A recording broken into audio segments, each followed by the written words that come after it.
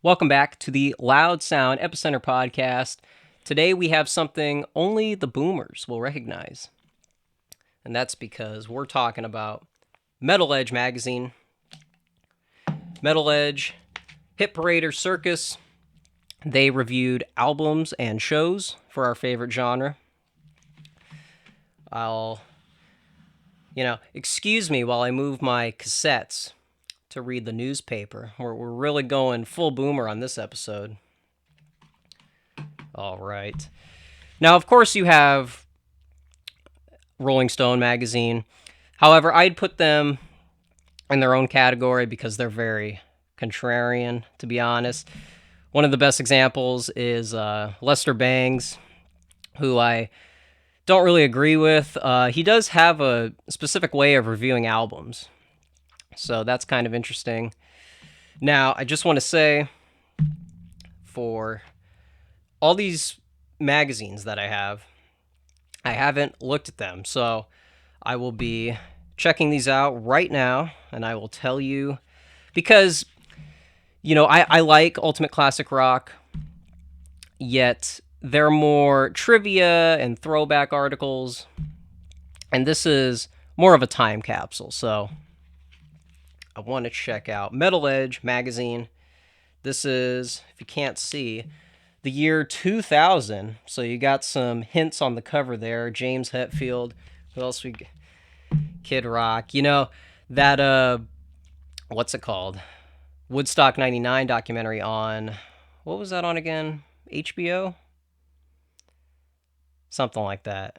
Um, that kind of brought Kid Rock back into the, what would you call it? Back into the ecosystem of music as well as, just your TV audience. So, Kid Rock is back in circulation. And there's someone else on here on the cover I don't recognize. Oh, Seven Dust. Okay, that's why I didn't recognize it. Um, so on the cover here, we got Metallica in the year 2000. So I think this is right before Saint Anger. So, on this show, we're going to review the Some Kind of Monster documentary, which I highly recommend. I will give you my full thoughts on that, but just looking at this cover here, it reminded me, people really had no idea where metal was going to go in the next century. So if only they knew, if only, they're probably reading this. James has the spiked hair from the 90s, all the fashion that was going on. So he's got the goatee. I don't really know what he's trying to look like, to be honest. Honestly, stuff like that. I know people say boomers are very primitive. Honestly, I spoke with someone who admitted that one of the main reasons that made Metallica polarizing to them was the fact that they cut their hair. It wasn't enough that they were doing music videos, the Black Album, all the things they said they weren't going to do, and then you got to cut your hair to appease the younger demographic. Yeah, nice. That's really what the metal audience was wanting. Filter. I don't even recognize this band, to be honest. I'm kind of making myself look ignorant right here. What else we got? Power Man 5000, a very dated group. Honestly, that, what is that? When Worlds Collide. Honestly, we got to admit, even some of that early 2000s for any Generation Z, you do have to have a certain part of yourself that kind of admires the very dated early 2000s phase. So Zakk Wylde. What else? Okay, here we go. Album reviews. Kitty, who was a very edgy female group. Smashing Pumpkins. Scream 3. I guess that's the movie. There's movie reviews in here. Therapy with a project, a side project. What else we got here? Demons and Wizards. Okay. Do they go back that far back?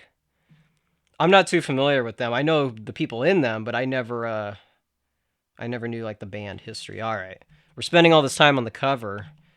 There's enough content there for us.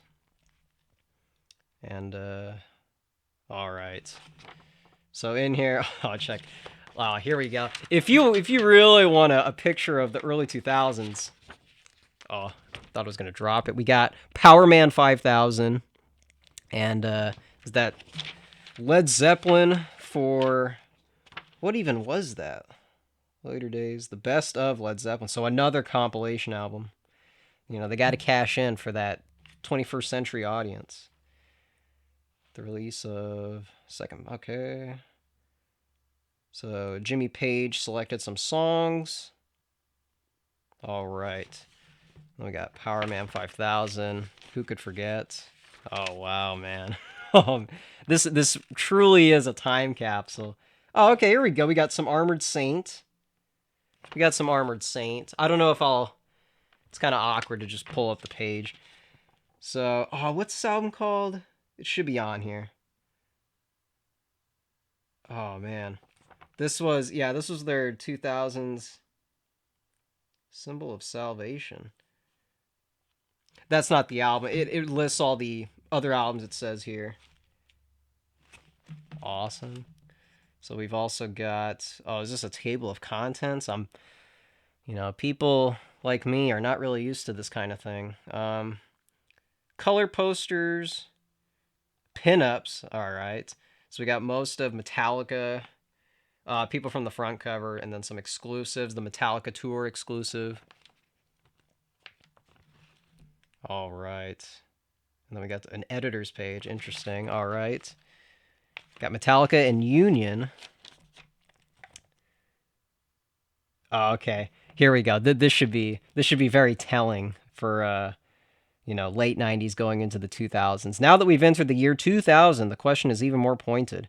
Just what is metal? It seems the most of today's bands don't really want to be called metal, as they'd rather be called loud rock, aggro rock. I guess that's like short for aggressive rock.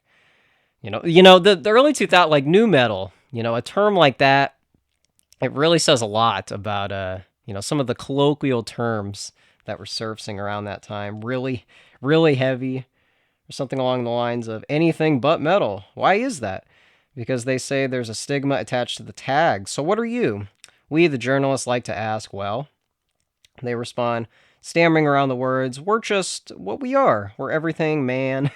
We're all our influences combined. We're heavy, but we're not metal. Ah, I see. I kind of like the tone of this article, which brings us to the name Metal Edge. Just what is metal? Why does it matter? It's Metal Edge, which means we've got the whole edge to play with. We got stuck on one word. I know there are many readers that want Metal Edge to remain focused on solely the music that the magazine thrived on for more than a decade. But if you ask me, that's not being true to the word metal. That's more hard rock. Ah, a distinction there. I lost where I was to make that joke. Metal was a word tagged to the whole scene and the musical infrastructure that was thriving a decade ago, but the hard rock bands were the ones making the biggest waves. They had the commercial success, and they were clearly the intelligent focus of a magazine looking to capitalize on the market. There was some metal in there, too, and then bands like Metallica, okay, all these bands. But it was okay because fans were a lot more open-minded then. Barriers weren't as big, and the market wasn't as discriminating. To a great extent, Metal Edge is covering the same market now that it was then. It's just expanded in addition to the bands that we've always covered, the growing ranks of the bands that are hard, heavy, loud, aggro, or even if they're brave metal, are necessitating that our coverage expand. Are we all going to like every band? Hardly. Speaking of for myself, I know I don't like every band we cover in Metal Edge. Very honest, but I do feel it's our obligation to cover the vast hard rock and heavy metal landscape as extensively as possible. All right, so I won't read the whole thing, but that's a very cool. Oh, is this a picture with him with some of the people on the cover? Interesting. All right. Yeah, I guess now one of the purposes of doing this is just, like I said, I want to emphasize the time capsule concept. These magazines, a lot of them went out of business. So it's very interesting to look at where they were. And so this is the editor's page. And so yeah, that is true, in the 80s, it seemed like metal was mainly pinned on the glam bands, and so maybe that was the reason why people ran away from the term. It was very, you know, you were in a specific type of company when you identified as metal, and so maybe they just wanted to, like a week or two ago, we talked with Away from Voivod, and he's listening to prog and he's listening to everything in Quebec, so calling him metal is very reductive compared to the larger thing that he's doing with Voivod. So it is the soundtrack. We got like a compilation. Yeah, check this out. So this 2000 soundtrack, basically like a playlist, I'm guessing. We got Insane Clown Posse, Queens of the Stone Age, Billy Idol, and then Baja. It really is like Woodstock 99. Just you have this giant group of bands that just they're not really all alike, but they really represent the late 90s. And for this, I mean 2000, maybe that could count as late 90s. The what we were saying about how the 80s goes into the 90s. The 60s did not end in January 1st, 1970. A lot of these decades extend to one another. So let's see. We got some promotion. Okay, so in the 2000s you had a tour, Metallica, Kid Rock, and Sevendust. Interesting. Okay, so that's the purpose of having all these groups. Because at first it seemed like a very random, like Woodstock 99, very random group. All right. Got more 90s. Okay, we got a full 2 pages of Metallica. 4 members, 4 voices, 4 interviews, one-on-one with Metallica's reigning. Interesting. All right, so we got an interview here. Let me just see if there's anything in here. So Jason Newsted is answering this interview, so he is in the band. Well, wait a second. That can't be right. In 2000?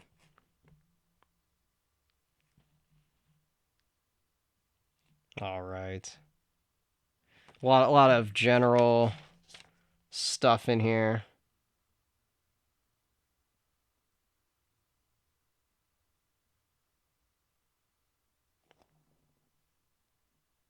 Yeah, all right.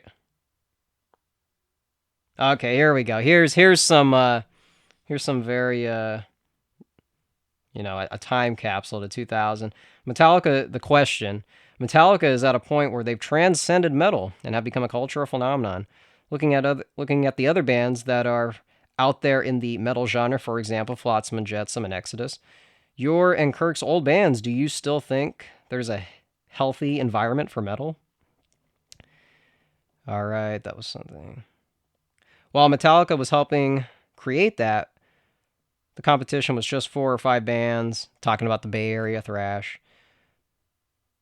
Those were all there, and that was that. Nowadays, 15 years or how many years, the competition is just incredible. I mean, there are so many hundreds of people vying for the same attention, the same dollar, the same people, and the same crowd. The crowd's bigger.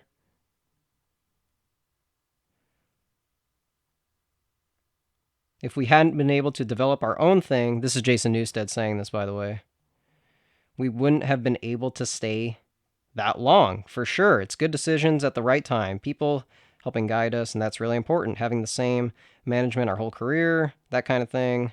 Making big steps in the right direction at the right time. Not getting caught up in things like K-Tel's greatest hits. Those little things like that, details, Those do make a difference. Changing members. When you start changing members of the band. Interesting. Okay. So conceding that Metallica has intentionally gone out of their way to try other genres, and just talking about the evolution of the band.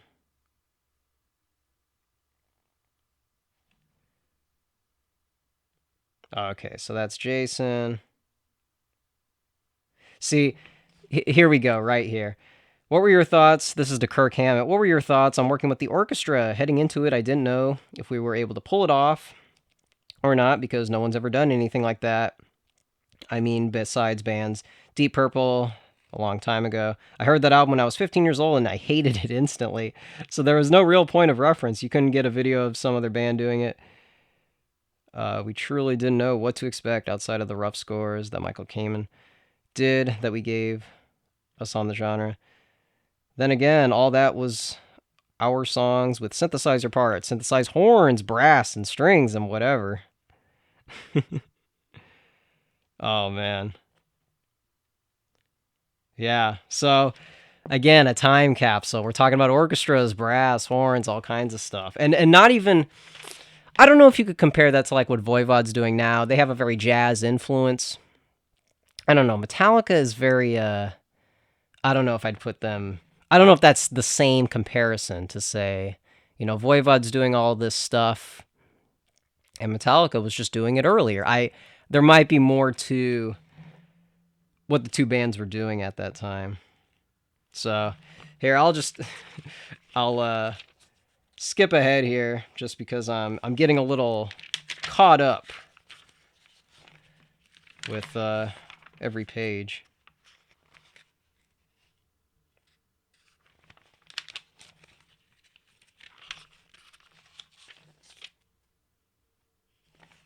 All right. So we got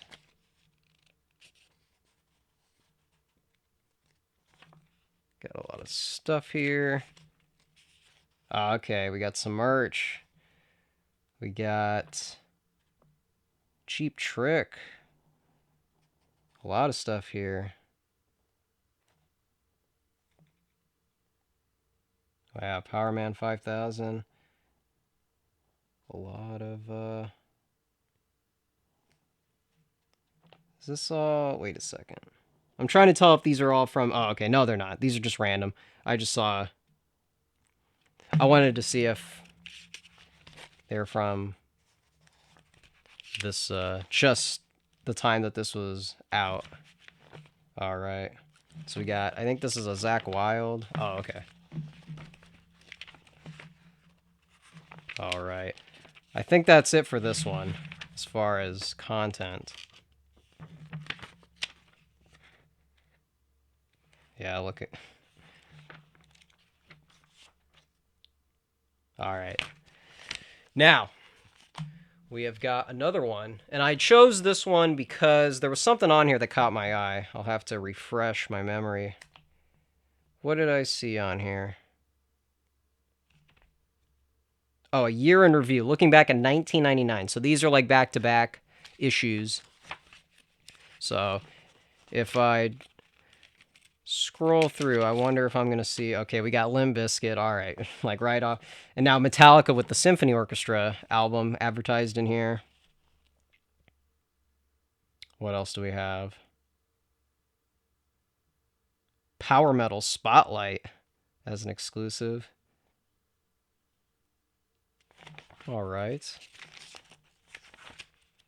Okay, we'll just do the editor's page here. 1999, year in review and Reader's Choice.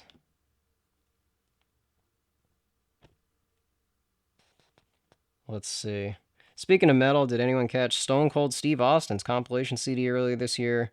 Only proof that there's more metal per Power Slam in the World Wrestling Federation than anywhere else. In addition to Stone Cold Metal, there was a former Motley Crue bodyguard turned grappler test, the WWF's Black Label Society representation, outlaw security expert Jim Dodson, and Metal Edge's very own contributor, WWF newcomer Y2J, Chris Jericho, who's bound to have both a title belt and a Pulitzer in his future.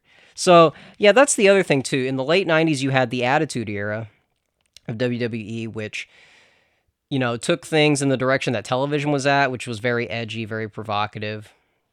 And so you kind of had like the culture that was like a way of, putting your finger on the pulse of where the, what would you say? Like, what were your average like college students, metal fans? Where were they at? And you can look at Jerry Springer and the Attitude Era of WWE, because WWE used to be and is now in the aftermath of Attitude Era.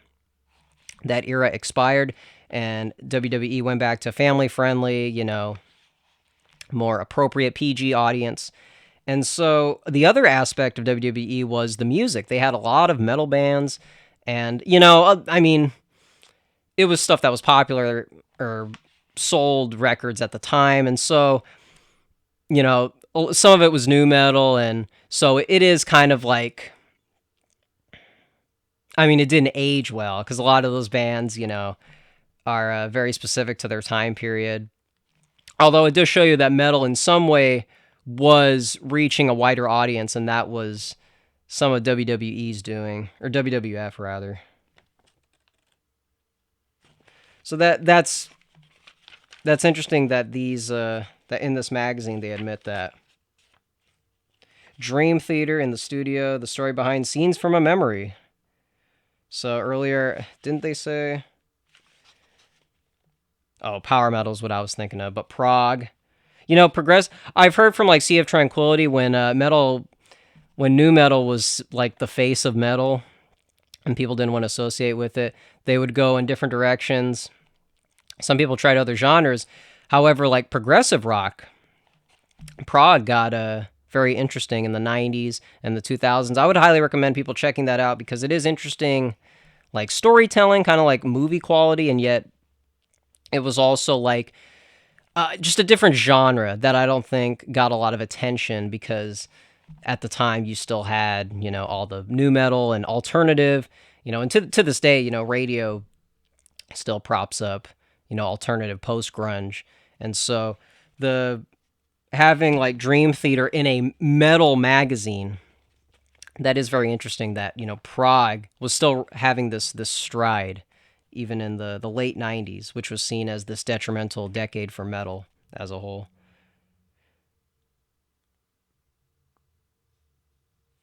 All right, so they're interviewing Mike Portnoy. Oh, wow, you have Tough. From the Sunset Strip, Tough.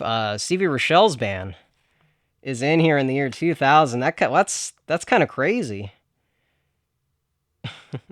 You have this very edgy punk rock band, The Mistakes. I don't even know what that is. Oh, man. All right. Some 1999 in review. Sevendust. Days of the New. Yeah, very dated. Power Man 5000 yet again.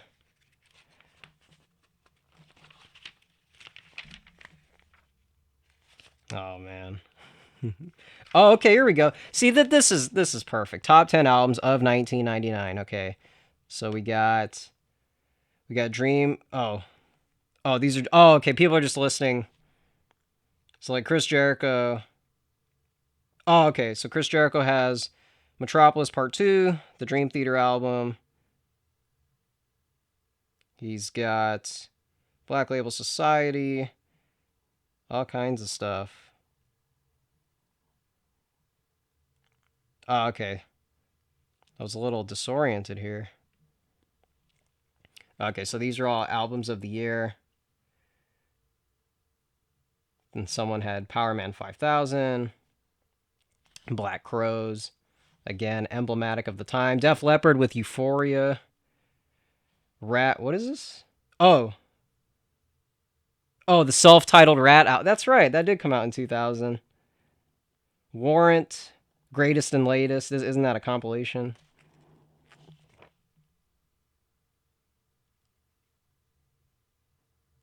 All right, so we got a bunch of all kinds of stuff. All right. All right. And now, one of our last magazines, we have Guitar Player. And the very first thing is, what happened to the rock star? What happened to the guitar hero? I know that Sea of Tranquility, Pete Pardo asked this question. Nirvana clones and techno drones, industry greed and fickle fans. Can we bring it all back to life, that is? So this is what I'm talking about as far as like, these guys are asking, the state of metal as a genre, where did it go? George Clinton from Funkadelic in here. So stuff like this, earlier I mentioned like Lester Bangs, it's interesting to hear from him because, again, the way he reviews albums is very interesting. What I was looking for is like somebody talking about the metal genre and like where it came from and where it, what was the state of it in the late 90s after hearing all of these things.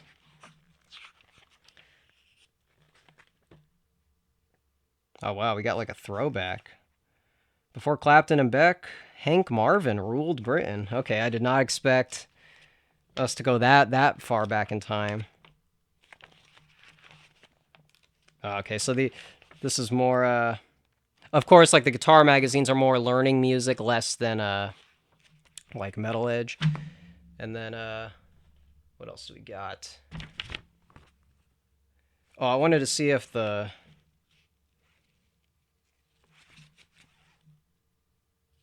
this one was supposed to have a Joe Satriani poster, but I wasn't able to find it.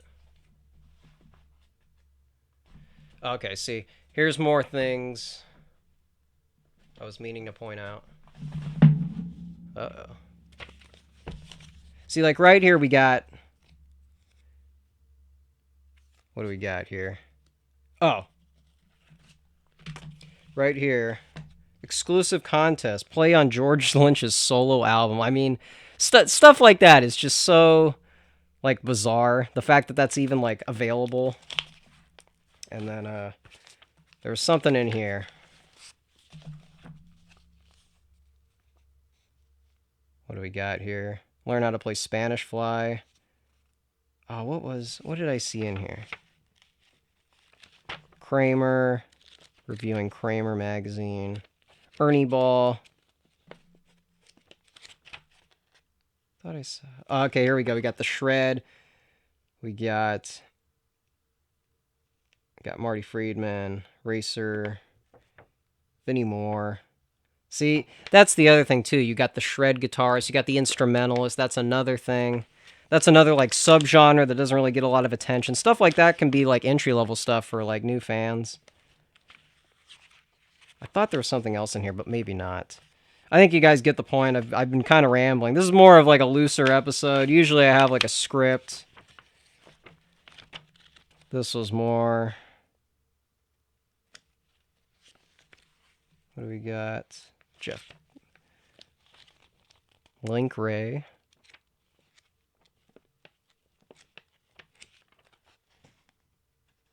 All right.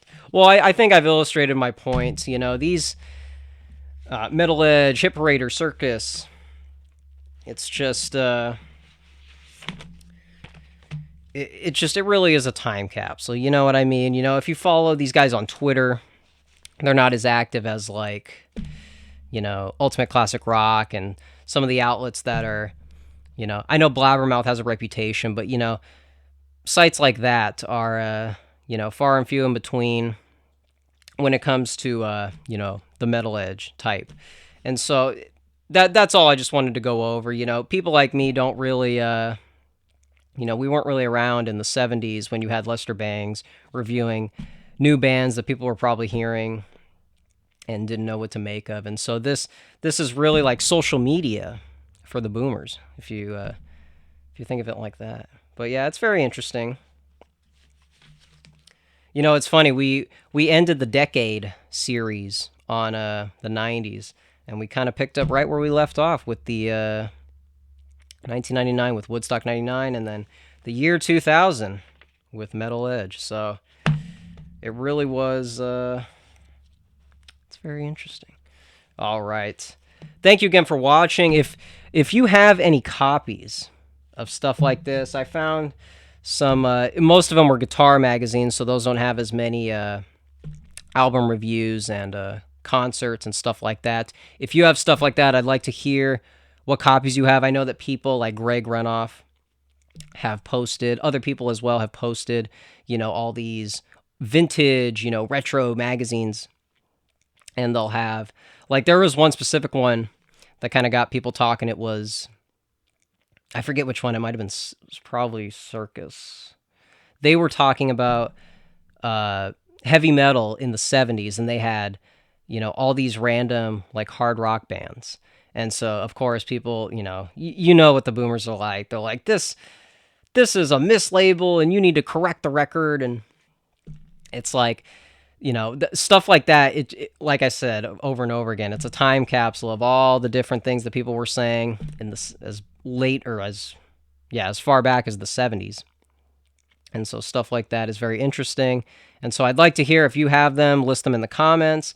List just some of your memories of having a subscription to some of these. Maybe you had a Rolling Stone subscription and you remember some reviews that were very interesting. So thank you again for watching. This was a very rambly episode. And thank you for sticking with us. Leave a comment. I love reading comments. And thank you once again for watching.